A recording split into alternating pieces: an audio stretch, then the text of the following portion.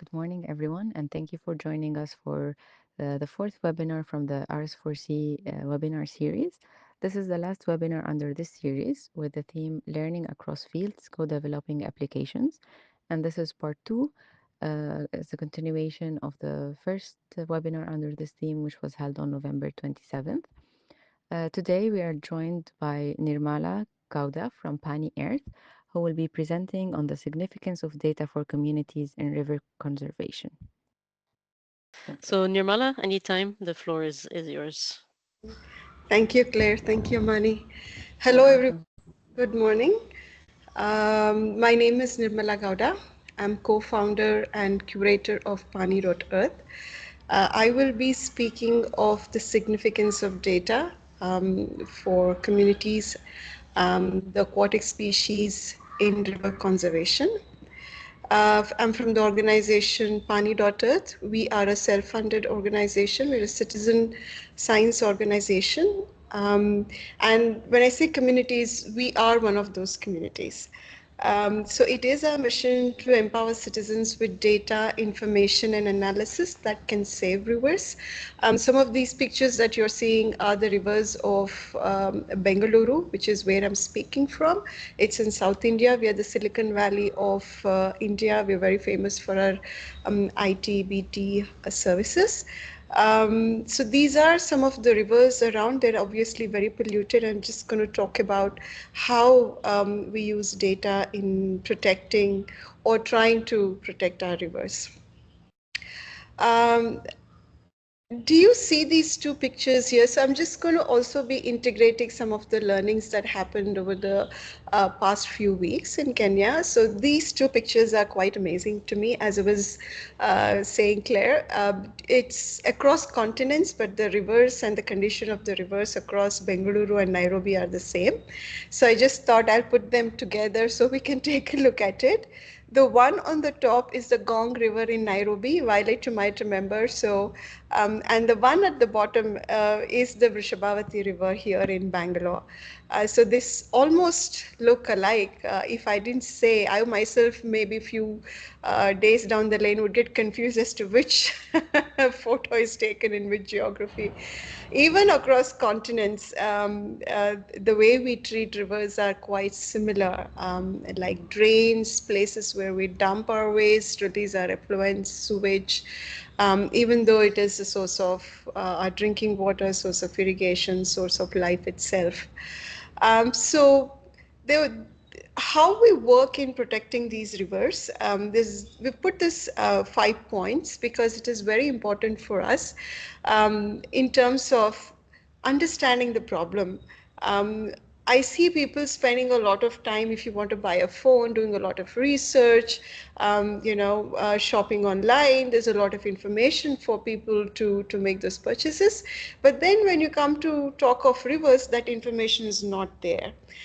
So then how do we understand the problem? So it has been our first-hand experience that it is absolutely a dead end if you're sitting with all the stakeholders, primarily the government and the judiciary here, and saying the river is polluted and it's the government's responsibility to clean up, and they haven't cleaned up. So that sort of a vague problem statement was not getting us anywhere. So we have to really dig deeper to understand the problem.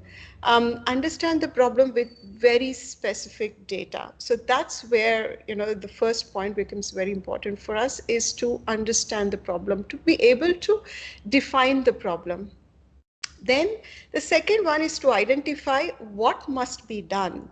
So what must be done and who can do it? So there's many layers of bureaucracy. There are many different players here. So unless we are able to specify which problem can be handled by whom and in what manner, again, we would, as communities in protection of rivers, would reach a dead end. To communicate and change public opinion, and there's a lot of misconception, misinformation. We are in the digital era, information is everywhere, but still we're as ignorant as we can be. So it is important for us to constantly and very clearly communicate and change public opinion. and then to lobby the government and decision makers to act, to be continuously able to do that and to keep that pressure on. And when all else fail, is to seek judicial intervention. In India, judiciary has been primarily very progressive in passing judgments, and we rely quite a bit on judicial intervention for environmental justice, river justice.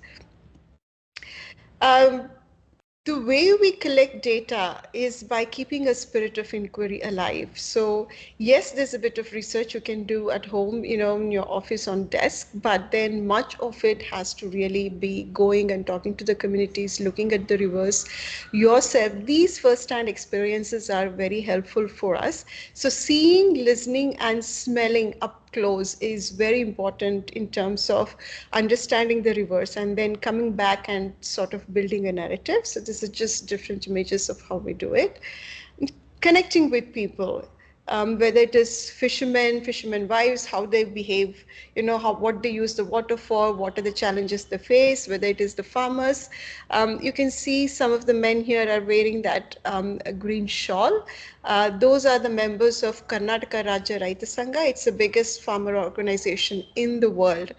Then whether it is, discussing these issues with National Law School, India University, they have a very good environment program, and a lot of research and understanding with regards to law and policy comes from them. So whether it's discussing with them, or here is Violet in Kenya. This is again next to one of the tributaries of Nairobi River. We are talking to the University of Nairobi students with regards to the project and their perspectives on the river and what they did. So all of these together helps us form the narrative in terms of what is happening, just not only right next to where you live, but then across the river basin. It's key to be there to document it and to bring that data point to shape a narrative. So I personally traveled Vrishabhavati River Basin. The images that you're seeing of India in the past photos are of Vrishabhavati River Basin. This was sometime, I would say, 2017, 2018. There was not much information about rivers on Google, or there was any research on Google. And is it echoing? Sorry, someone joined without muting. It's done now. It's You done. can continue. Okay. Yeah. So, the dominant narrative at that point, as some of the pollution of these rivers was an ongoing court case, the dominant narrative by the government was that there were certain apartments on the banks of the river that were polluting the river. But when you just go across the river basin, see what's happening next to the river, that was not true. So then we had to communicate this point to the court, and that's when I drew this river basin maps supposedly. So this is the main river, Vrishabhavati, and I've marked where the industrial areas are, 1, 2, 3, 4. So this was to make the point to court that this is how the river basin is and that this is how it connects. And these are the industries, and these are the industries that are really releasing toxic effluents into the river. And sewage is acting as a carrier of these toxic industrial effluents, and it's carrying it far and wide. So this is when I started getting a sense of how the spatial representation really helps in understanding the problem ourselves and helps us communicate to the court and other stakeholders, government and other stakeholders as well. And then seeing the significance of this, we sort of took the same map and computerized it. And this map was used by us in a court case. And then at some point, we realized that we have to really get on board with geospatial data and sort of get this map going. So we did go to a local organization which gives funding to do it. And in the last round, what we received as a response, as a rejection response, was that we were ordinary citizens and that we did not know how to do these things. And these things, what we were proposing to build a river basin data system for Vrishabhavati River, and geospatial data was one of the most important one, and that project was focusing on the geospatial data. And that they said we didn't know what we were doing. It needs to be done either by the government or big universities, and they said as a result of that we didn't get the funding. So coming back from it, we said, okay, let's just make this look a little better. And then the line diagram came in, capturing different points, data points with the river. And finally, we decided to learn GIS, and then we did the river map ourselves. So this is the Arkavati map. Just sort of zooming in here, you can see the different aspects the map captures. This is one of a kind that has been developed for this river basin. And this sort of a map was inspired by the National Green Tribunal, that's the environmental court in India. In its order had actually for this river basin and many other 351 polluted rivers in India, the judge had ordered for them to put together a map which showed the stressors of the river. So here you could see this is one of the reservoir. Just 10 kilometers down, they've built another reservoir. So this shows back-to-back dams.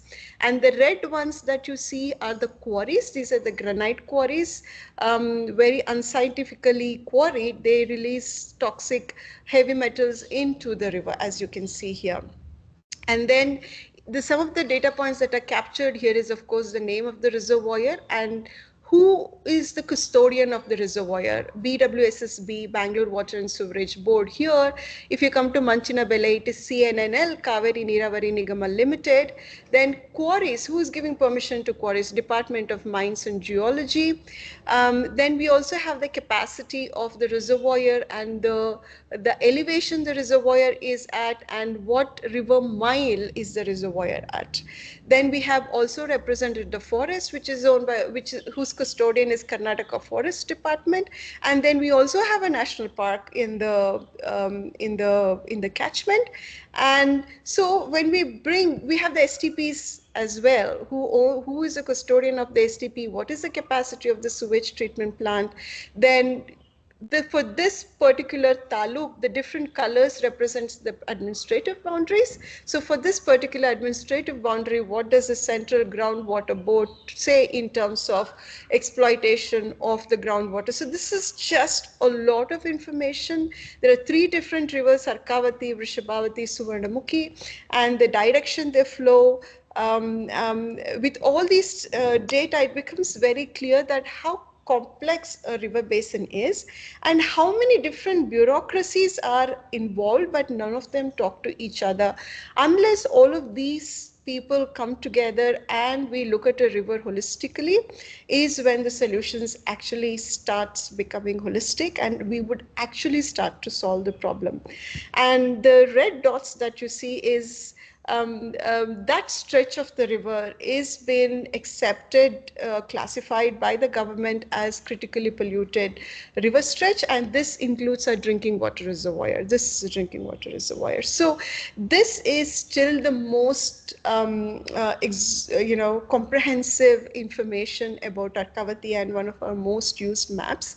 And this is a sort of data that we are doing for many other river basins as well. And we are not GIS expert. I'm not a GIS expert, but I just know enough to put these things together. And when we know a certain thing is possible, we just know how to learn it. I think our expertise is that we know how to learn these things rather than being an expert in the technology itself. These are really very, very basic, technical skills, really. You might have heard about Belandur burning. It was world famous, at that point in time. This was just pre-COVID. This is Belandur Lake. It kept catching fire. Finally, the National Green Tribunal, which is the environmental court in India, took notice of it and started passing orders. Again, we were involved here in these technical meetings with the court and the judiciary as well. So we did not, again, have a map of the catchment and how the lakes connected, which were the lakes, where was the pollution coming from. None of that information was available. And at that point, it was I again drew a hand-drawn map was taken. We used to take those to the meetings, marking all of these lakes, and that was a discussion point. So after we learned GIS, and this is the map that we were able to develop for the government, for the judiciary, for the community. And as you can see, this is Belandur. The ones in blue are the lakes. The ones in red are the ones that were once upon a time lakes but now built upon. So this catchment here, all the upstream lakes are built upon, and then when it rains, it takes the sewage from the catchment and the rains, all of them end up at Belandur. I mean, when that turbulence creates a lot of froth, which then, comes onto the road, it goes on, engulfs the surrounding area and it catches fire. So this sort of a map also tells us, where the industrial areas are. So there's a lot of fish kill happening from the toxic effluents coming in.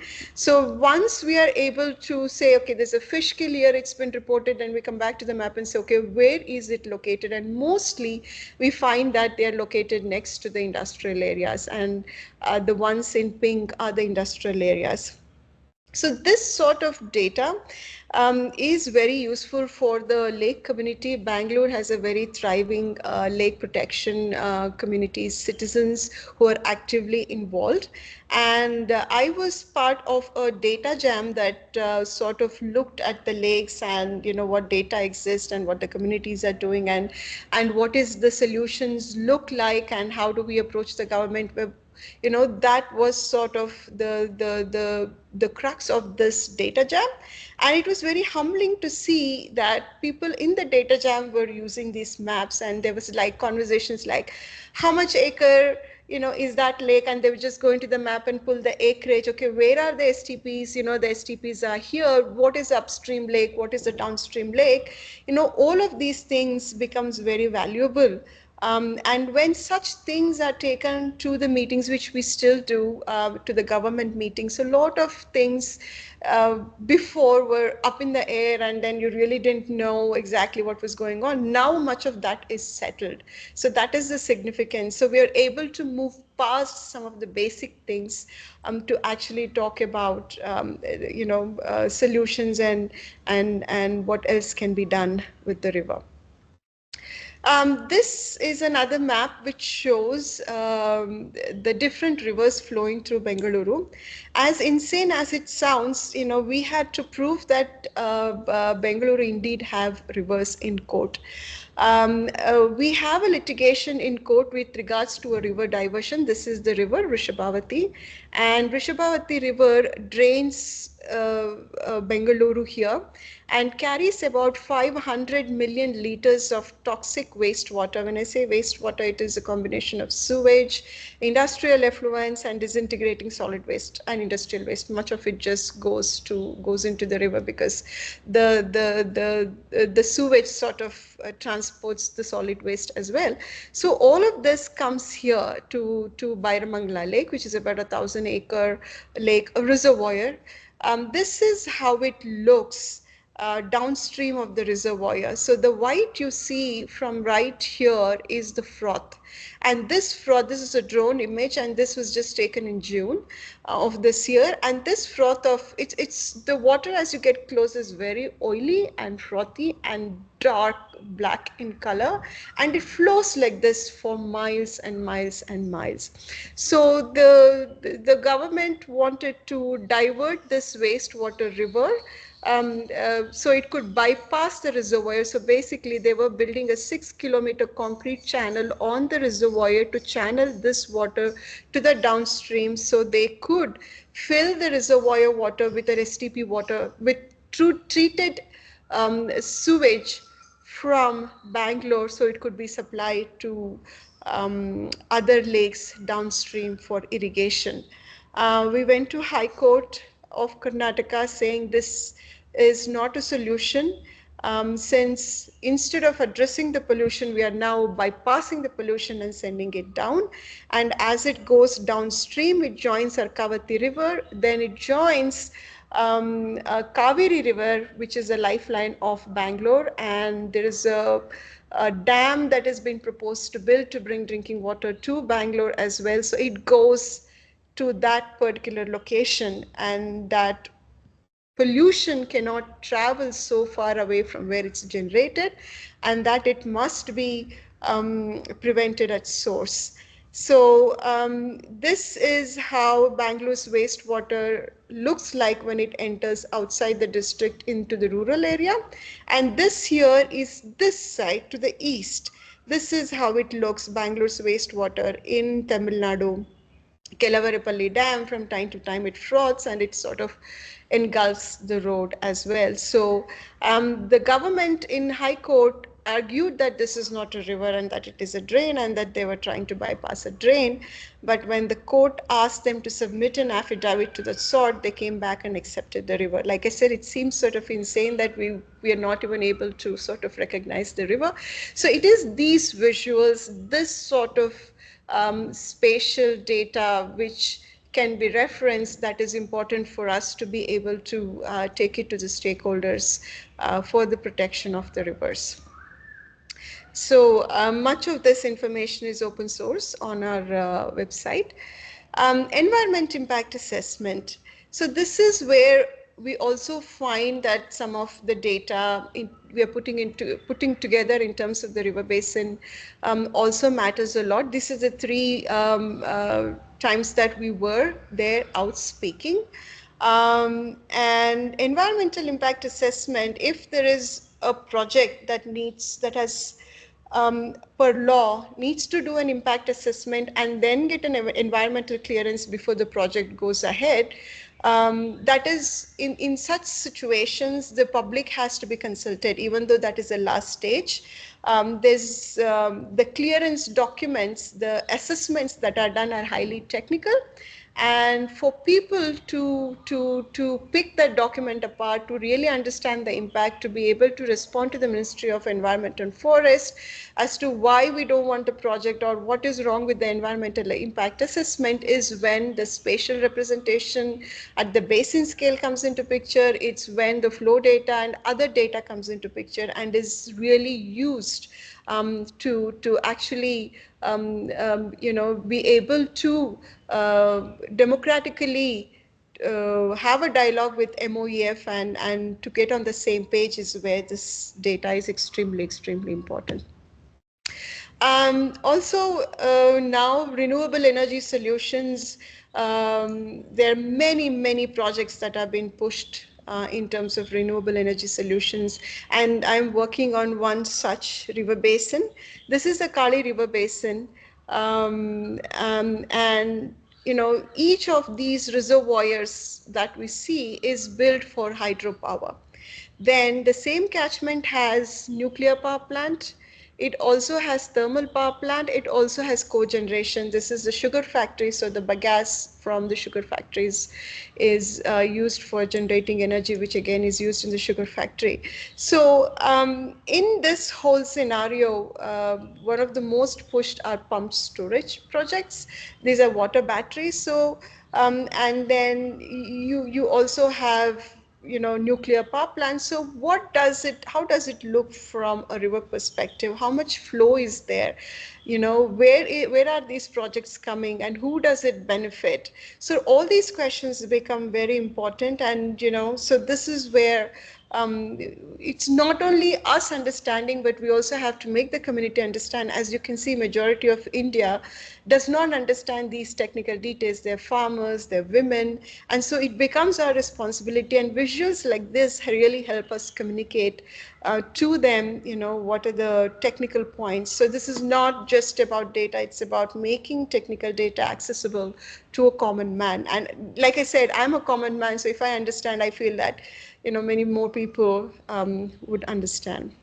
And that's the reason this is us in Kenya last week, and when we went ahead, the headwaters of Bagadi River and the Togoto Forest is when the people were saying, we don't know, if these are connected. Is it possible for certain things to be connected? The Ondiri Springs, the Ondiri swamp, the Lari swamp, and the springs and those river connections. So is when that night I sort of put this together, because I could empathize with them. This is exactly the situation we were in a few years ago. We didn't understand the interconnections, and it's quite frustrating because you're not able to connect the dots.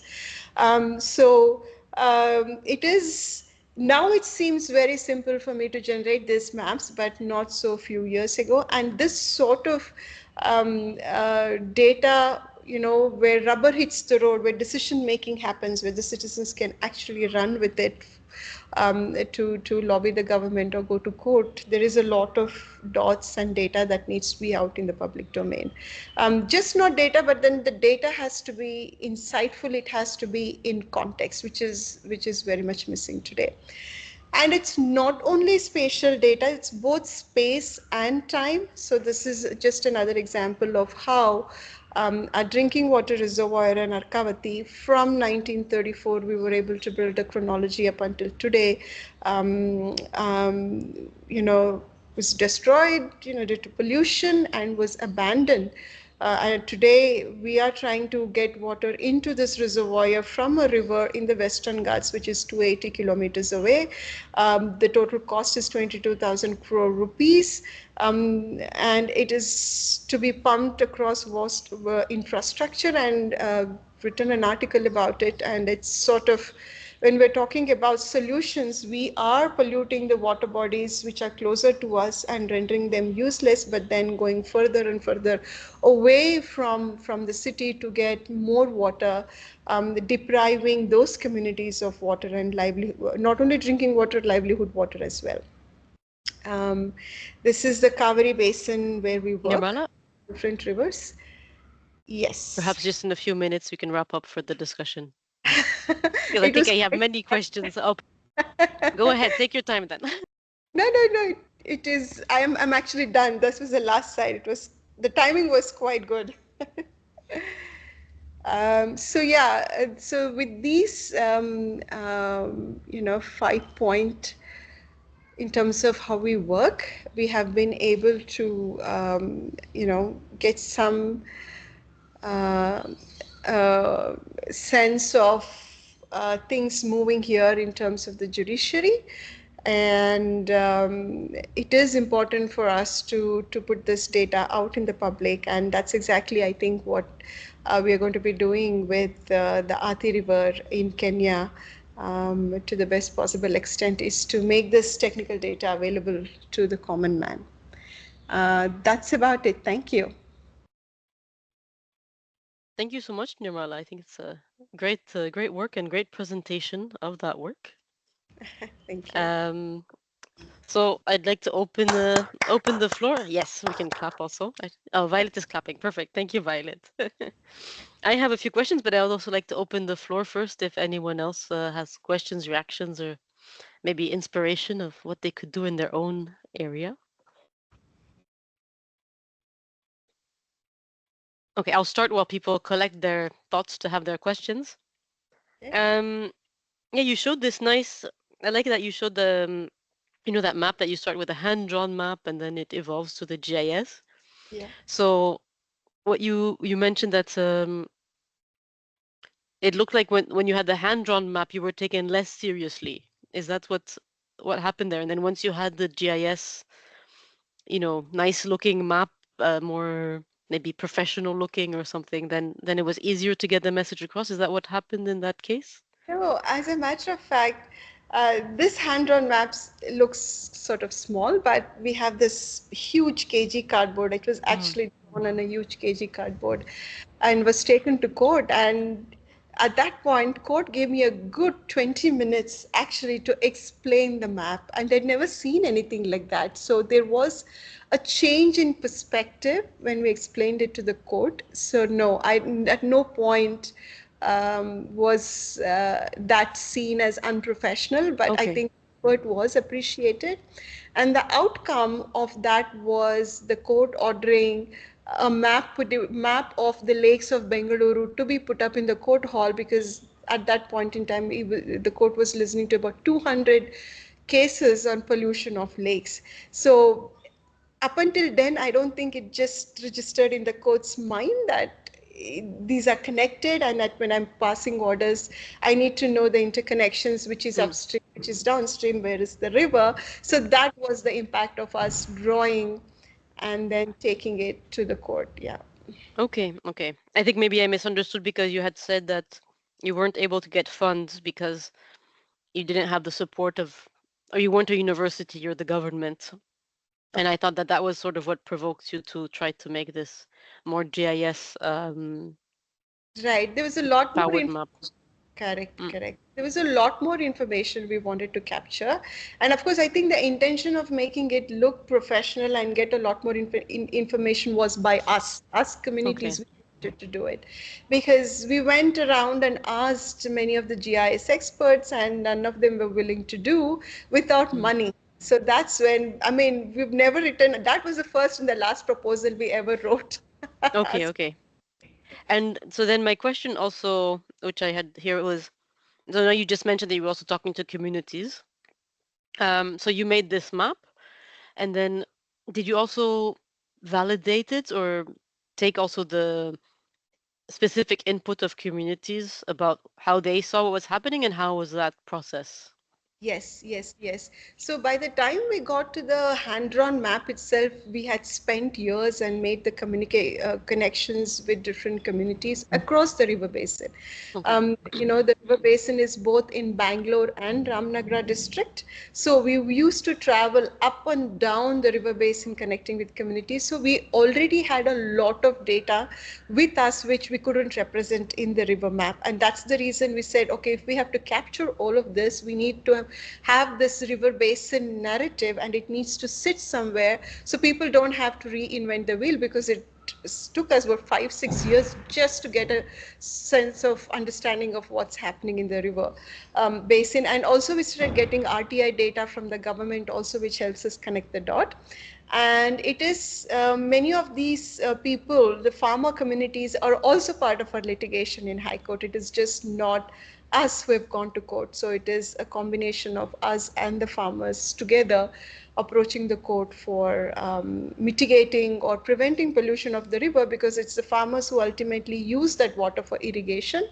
They grow commercial crops like silk, and they also grow vegetables, which then comes back to Bangalore. So it is very widely known, publicly known via much research, including the government body, that the green leafy vegetables grown in Bangalore are from these wastewater rivers that you see, which we send out, again comes back to us on our plates. All right, thank you. I see Tavengwa, you have a comment or question. Yeah, thank you.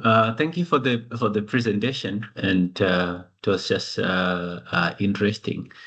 I just have a comment on what Clay has been saying, or what she asked about using a hand-drawn map being less professional or something like that, or being viewed differently by say farmers or the courts.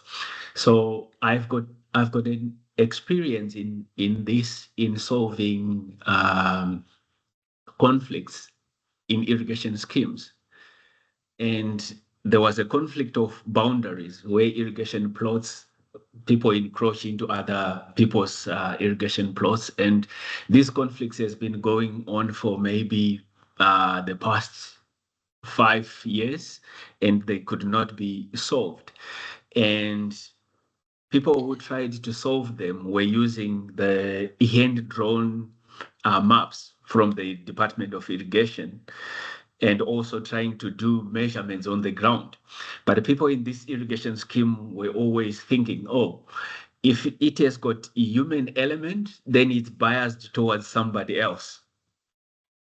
So that was the bone of contention. But then we we suggested to use an application, an area measurement application from using phones. So you just walk along the perimeters of the field and show them that actually your field is larger than what it has been at the at the inception of the irrigation scheme. And this actually helped because after that, everyone was like, okay, this application is not favoring anyone. It doesn't know anybody. So it was regarded as more accurate or truthful than the human element. So this is an experience that I just wanted to show in this case, because also the app was based on remote sensing, remote sensed data or GIS. So in this case, the app was regarded as neutral by the farmers themselves, though we know it can never be neutral. So this is the experience that I just wanted to share. Okay. Yeah, thanks, Savenga. That's an interesting observation. Oh, Nirmala, go ahead.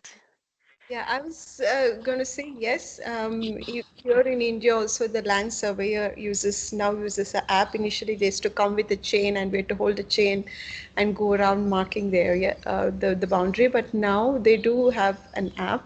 We use the app, and which is more accurate. And the elements that are represented in the map are all public data, as in, it could be the district boundaries, it could be where the rivers are, which is, remote sense data. Then the water bodies are always, the extent of the water body is always a major contention, especially here in Bangalore, where land is highly priced and very valuable. And as you saw in one of the map, much of the lakes, were built upon. So the boundary of a water body, the lake, reservoir, and the rivers is always a contentious issue. And we do use remote sensing to say, okay, in 2020, one, it was one of the highest rainfall in 100 years. So all our lakes and reservoirs were, overflowing. So we use the remote sense data to kind of say what is the maximum extent of water that we see, and if we are seeing so much water, then that must be the reservoir boundary. So we use that as a proxy in the absence of a legal boundary, which will usually is not available. And another one we use is the topographic map of Survey of India. Those also are something that we do use. Luckily for us in Karnataka, government of Karnataka has made us available a 1930s cadastral data, which also has the lakes, private fields. So that is also one of the references. So there is for us, as we are discovering, much government data for us to work with. So some of these conflicts sort of are mitigated because of that. And that's the reason also, especially for Bangalore, there is a little bit of data that we are able to, diverse set of data done by different people, including the government, that we are able to bring together, and that's sort of why it's more reliable. And the citizens in Bangalore use it extensively. Okay, thanks for all those, nice precisions, Nirmala. Asefa, I think you see you have a raised hand. Please go ahead with your question. Okay. Good afternoon, Clara. And actually, do you hear me? Yes. Do you hear me, Clara? Yes, we hear you now. Yeah. Thank you very much for your nice presentation. Thank you also, Clara, for the session. Actually, we are learning, for the past few weeks. My question for the presenter actually is, nowadays river pollution is a challenge. Even the place where I am living in Dese, there is one river, Borkana, that crosses the town, and the pollution load is very high. But my question is, how do you get the support from communities and the local government, especially the Office of Environment and Forest? Because there is a challenge, in my country. Though there is, a rule and regulation that, enforces, polluter to pay. But actually, when you see the enforcement, still there is a challenge in Ethiopia, in my city, in Dase. How did you get, the support of these, governmental offices. And I think data management is very important. You have very good, data, as I can see from your presentation. But do you think restoration of pollution of this river is easy? And how can you advise me just to reduce pollution in rivers, especially crossing, towns where the pollution load is very high? Thank you very much. Thank you. River pollution is an extremely, extremely challenging thing, even not only for the citizens, for the Yeah. government as well. It is, a very intractable problem. It's, at a global level, how climate change is, at the local level, river pollution is as such, I would think so.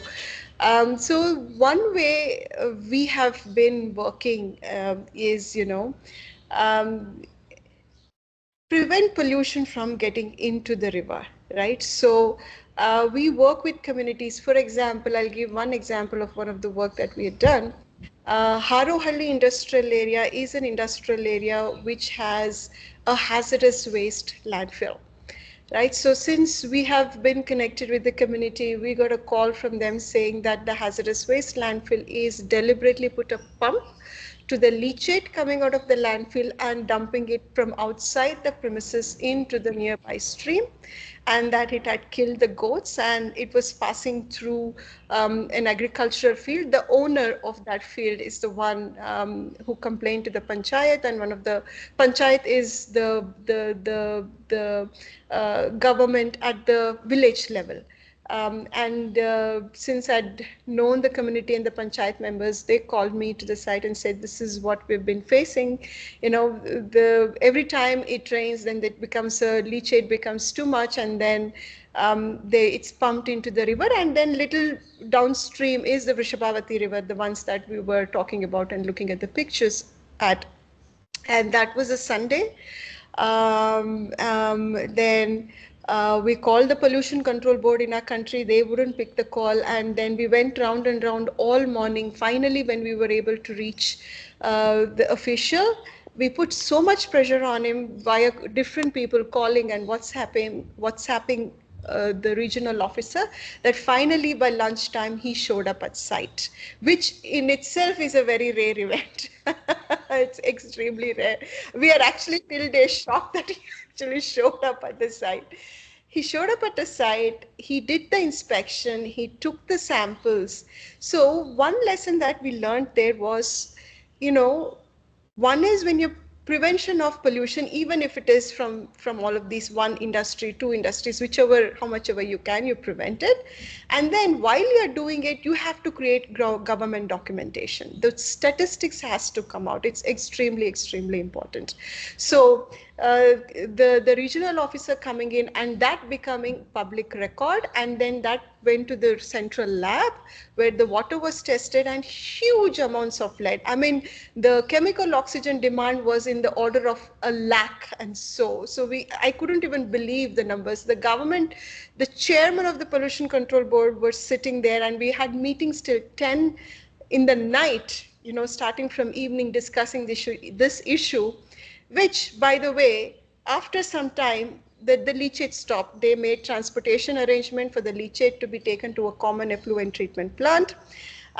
So then the industry got a lawyer, and there was a defamation case filed on me. All of these happened, and for a while it seemed that the leachate was not reaching the river. But then once we went back to our lives, the same thing happened. So at that point, we had to sort of approach the court. So like I said, these are extreme, extreme challenges.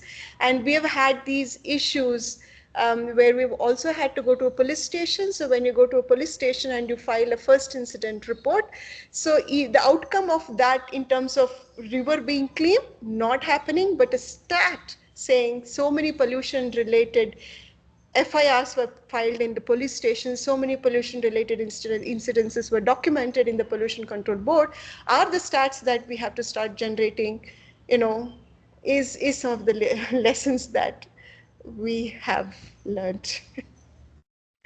So that way we have stopped many Thank you industries. very much. Yeah, releasing into, because I don't know per se how do you do a large scale river restoration. I think for a large scale river restoration, we have to just leave it to be by itself and not put anything to it. The river will be fine. We don't need to do anything else. Okay, thank you very much for your nice response. Yes, you're welcome.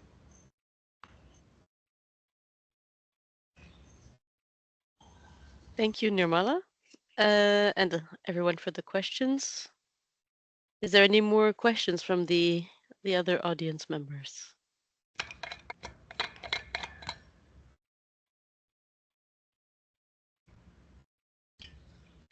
Okay. Well, I just have one very last question before we close. Because you mentioned that a lot of the data was not available, for example, the maps of the connections and so on. And I guess that surprised me to some extent. So I understand that they're not available to you or to communities. Were they just not existing at all? Or are they existing with the government in some, authorities and not really shared with others? Or do you Yeah. not really know about that? Correct, correct. It is so. For example, the drainage of the river basins and all of that data. There is a website called India Varis, which is funded by the World Bank, and they do have the drainage data for the whole of India. As a matter of fact, we use that data today, but at that point in Mm. time, we didn't It know was that it. not okay. Yes, and we Okay. didn't know how to connect to that database. We didn't have the technical skills. So all of this came later. Okay. And yes, Bangalore has, IISCs, which are premier institutes, and they used to put out research. Then they're talking about, one reservoir, a few reservoirs in the whole catchment, but we don't have the whole catchment. Did they have the Okay. skills to do it? Yes, they had the skills to do it, but then we had to pay them for which we didn't have the Okay. money. Yeah. Yeah, and the I think government. that also highlights an important point that the data just being there or open is not sufficient, and you need this skills and intermediary to make it really available to people. Yeah. And give I want to give the hand to Violet because we're gonna be reaching time soon, so I want you to have time to ask and answer on that. Go ahead, Violet. Hi, Violet. Yeah, so I also I'm using my phone, so I think it's even all over. No, first is just to really appreciate Nirmala because the kinds of challenges that she is talking about are the similar challenges we've had in our Athi River Basin. So we've been working with communities through the Water Resource Users Association within the Athi River Basin for now almost 20 years because we started our community-based organization in 2005. And one big challenge has been this lack of data, and lack of data in a way that communities can absorb it. So when I met Nirmala during a program of international rivers called Women and Rivers Accelerator Program, we connected because what she's doing was exactly what we need. So our community groups, they have basic questions. And when we approach the experts, we never get basic answers. That's been one of the biggest challenge for us. Like, for example, we ask, what recharges the Ondire wetland, the Ondire swamp? Where does it get its water from? You'll be told some really vague things like the fault lines or I don't know. So it's also a challenge for you, the technical people, to please learn how to talk to like us, common people. Because you're common also when you are out of your area of expertise. You are also, if somebody is reeling off some, zoological data, then you will also be lost. So it's also for all of us to, whichever area of expertise we have, to learn to communicate. And that's one big challenge. The other challenge has been government agencies don't talk to each other. They sell data to each other. And a lot of that data is not even very good quality. Then you also have data from the World Bank or the United Nations Environment Program, which is headquartered in Nairobi. But that data comes in spurts when they have a project, a program. Then later, it is very difficult to access that data. So there are all these issues, and I think the journey we'll be working with Nirmala is so good because she's walked quite a bit of it in her home country. So we are really grateful that she's come, and we spent 13 days with her in Kenya, and she really has already started answering some of those basic questions, like the springs, where do they come from? What are the interconnections? So I think this is going to be very exciting. And also it will help inspire, especially the water resource users associations, which are local groups that are fighting against pollution. Like, for example, there is a factory, a steel rolling mill that was pushed out of one swamp, the Ondire swamp, because the communities were against it because it was polluting. Then it was licensed to go to the head of the Earth River Basin in the Lari Swamp. And when Nirmala and Solomon were around, we actually visited that place. So they're also, the community is also pushing against that factory. And when they now have data, like what we're also going to do with the university students to start testing the water quality and start identifying what are some of these pollutants. When data is in the hands of citizens who are directly affected, they take action because they're the ones who directly suffer. So I think it's bridging those gaps. Thank you so much. And it's also thanks to IHE because of you, we're able to take this connection to the next level. So really appreciate. Thank you. Thank you, Violet. Thank you. The relationship is, I think, mutually beneficial.